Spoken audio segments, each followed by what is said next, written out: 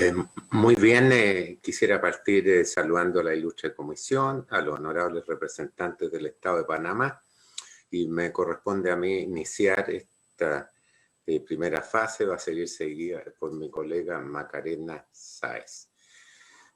Tengo una serie de preguntas. Le ruego a doña Ana Matilde que las responda en el orden que se plantean. El primero: ¿cuánto tiempo llevaba de procuradora cuando asumió la presidencia de Panamá Ricardo Martinelli? 5 años, la mitad de mi periodo, que debiera ser constitucionalmente de 10 años. Describa qué peticiones le efectuó el expresidente, sus respuestas a esas peticiones y cómo se deterioró la relación con él. Cómo no, me hizo 2 peticiones que fueron las que mayor fricción generaron. En primer lugar, él quería algún expresidente preso y particularmente me llamó no menos de 7 veces un mismo día para que metiera preso al expresidente Pérez Valladares. En segundo lugar, me solicitaba el traslado de una funcionaria subalterna del fiscal de drogas, Josabel Almengor, en ese momento, al Consejo de Seguridad para que le pudiéramos transmitir, o él le pudiera transmitir a la Embajada de los Estados Unidos que las escuchas telefónicas estaban a cargo del Ministerio Público, en este caso autorizadas por mí. Yo, por supuesto, le dije que no a ambas cosas y eso trajo como consecuencia toda una serie de eventos después. Señora, ¿podría responder la segunda porque hubo una interrupción técnica? La primera fue meter... Trasladaron a una funcionaria de drogas del Ministerio Público, una subalterna del fiscal de drogas en ese momento, Josabel Almengor, hacia el Consejo de Seguridad, donde él pretendía que se le transmitiera a la Embajada de los Estados Unidos que yo estaba a cargo de las escuchas telefónicas porque esa funcionaria mía estaba allá. A ambas cosas dije que no, y en esa me llamó el vicepresidente y el jefe del Consejo de Seguridad también para insistir. Bien. Señale si ordenó escuchas telefónicas que decían relación con el fiscal Arquímedes Sáez, quien le solicitó que ordenara esas escuchas y de qué se acusaba al señor Arquímedes Sáez, como asimismo qué bases legales tuvo usted para conceder esa petición de interceptar teléfonos. Sí. Arquímedes Sáez era un fiscal de circuito que tenía una investigación en el que él ordenó la detención de una joven. El padre de esa joven se acercó al fiscal auxiliar y denunció que el fiscal Arquímedes Sáez le estaba pidiendo una coima. Ese era un caso de corrupción. El fiscal auxiliar me solicitó la autorización para una serie de diligencias: vigilancia, seguimiento, interceptación. Yo dicté una resolución fundamentada en la Convención Interamericana contra la Corrupción, la Convención de las Naciones Unidas contra la Corrupción. Me basé en el artículo 29 de la Constitución y en la Ley 23, texto único de drogas, Ley 23 de 1986, que daba la facultad al Procurador General de la Nación. Bien. Ahora, por favor, comparta con la Comisión y con el Estado de Panamá si alguna vez esas escuchas telefónicas que usted ordenó llegaron a implementarse. Y de no ser ese el caso, ¿cuáles fueron las bases para condenar al fiscal Arquímedes Sáez? Sí. Finalmente, el fiscal auxiliar reportó que algún problema hubo y ninguno de los teléfonos que estaban en la lista que él pedía eran del fiscal Arquímedes Sáez. Definitivamente, él no era, ninguno de esos teléfonos era de su propiedad. Y a pesar de sacar todas esas diligencias, se le logró condenar por corrupción a ese fiscal porque él ya había pedido $600 antes de los 2.500 esos por los que después lo íbamos supuestamente a vigilar y que se dio dinero marcado y demás. Se le logró condenar porque ya había recibido $600 primero de la víctima, o sea, del padre de la joven que estaba presa, para no trasladarla de cárcel, y esos $600 lo encontramos en su movimiento bancario. El mismo día que los recibió, los depositó. En efecto, fue condenado. Usted fue objeto de una sanción penal. Por favor, señale de qué se le acusó, en qué se basó la condena y qué pena se le impuso. A mí se me acusó del abuso de autoridad y infracción de los deberes de servidores públicos, en ese momento con fundamento en el artículo 336 del Código Penal de 1982. Se me impuso una pena de 6 meses de prisión y 48 meses de inhabilitación para cualquier cargo público. Bien. Ahora, esa condena Perdón, y la condena, perdón, que lo acabo de recordar, la condena se basó en el fallo de inconstitucionalidad de la Corte. Lo que se usó como prueba sumaria de que yo había cometido un delito fue la declaratoria del fallo de inconstitucionalidad sobre la resolución que yo había dictado. Ahora, por favor, díganos quién presentó la querella penal en su contra y en qué fecha.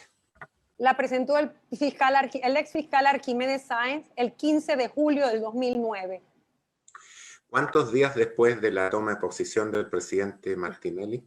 A 15 días del cambio de gobierno, asumiendo el presidente Martinelli la presidencia de la República. Ahora, el 2009, querella en su contra. ¿En qué fecha usted presentó las escuchas, ordenó las escuchas? La resolución mía es del 17 de agosto del año 2005. Ahora, ¿en qué fecha se declaró la inconstitucionalidad de la resolución que ordenaba la interceptación telefónica? Ese fallo es del 17 de julio del año 2007. Ok. Entonces, voy a...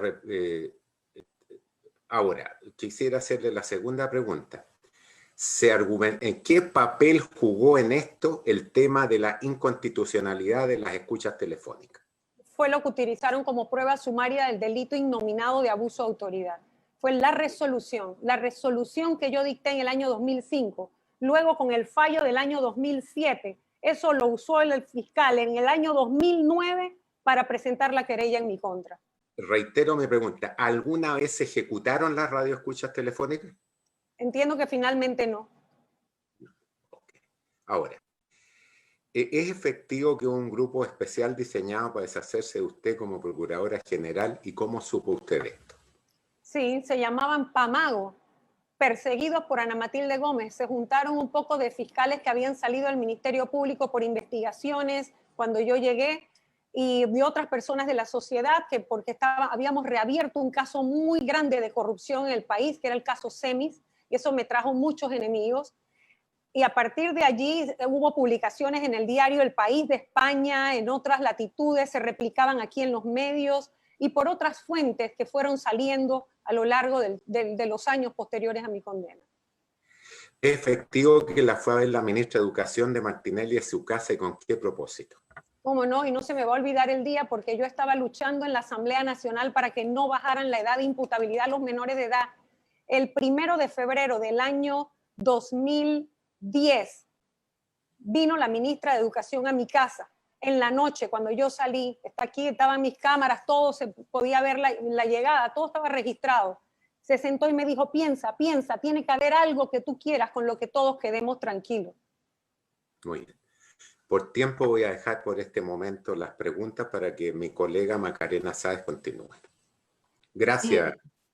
Gracias a usted, don Claudio. Licenciada, en los pocos minutos que tenemos, ¿nos puede indicar qué pasó con su carrera profesional después de que la condenaron? Bueno, definitivamente esto ha sido un estigma que yo he cargado por 11 años. Cada vez que mi nombre sale por cualquier oportunidad que tengo laboral, me dicen la condenada, la pinchadora.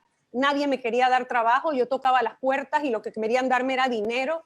Yo quedé sometida pues, a ser mantenida por mi esposo por un tiempo. Yo no me había estudiado para eso.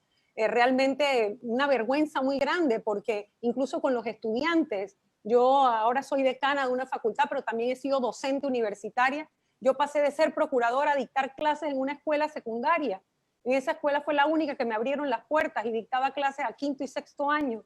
Y todo el tiempo tengo que explicar que yo no le he escuchado la conversación a nadie, que yo no soy una pinchadora, que a mí no me procesaron por pinchazos, que el abuso de autoridad requiere dolo, que yo no actué con dolo. Llevo 11 años explicando esto ante mi familia, ante mis amigos, ante los enemigos, en los medios, en todos los puestos que yo he ocupado. He tenido que defenderme y escuchar que me digan condenada y pinchadora. Perdónenme la emoción, pero yo llevo 11 años con esto aquí dentro de mí y de verdad que yo no pensé que me iba a revictimizar tanto. Pero cada vez que recuerdo que todo el que me quiere descalificar para un puesto me señala y me dice lo mismo, me dice pinchadora y condenada, de verdad que no me puedo contener. ¿Y por qué con el dolor por qué ha seguido con el tiempo con este caso? ¿Qué es lo que quiere obtener? Miren, porque es importante que en mi país la institucionalidad se fortalezca. Lo pusimos en la petición, no solo porque, digo, aquí están muchos de mis estudiantes conectados, no solo es para reivindicarme a mí personalmente, que he sido una esclava de la verdad, una súbdita de la justicia y del derecho, es que nunca más en mi país un operador de justicia se atreva a convertir el capricho de un presidente en una sentencia. Muchas gracias, licenciada Gómez. Gracias a ustedes. Nuevamente disculpas por la emoción, por favor. Muchas gracias.